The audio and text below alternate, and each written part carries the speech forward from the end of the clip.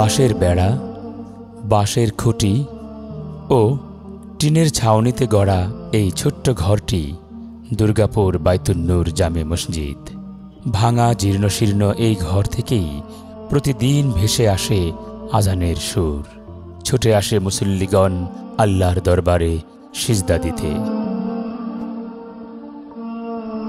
ভালো অজুখানাবিহীন এই মসজিদের দৃশ্য দেখে সহজেই বোঝা যায় কতটা অসহায় এই এলাকার মানুষ।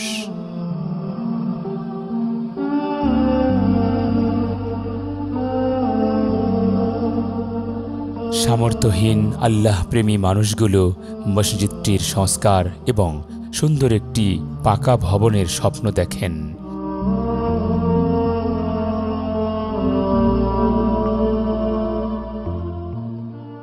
দাঁড়িয়ে আছি দুর্গাপুর বাইতুন নূর জামে মসজিদের সামনে। এই এলাকায় প্রায় 50 ঘর মানুষের বসবাস।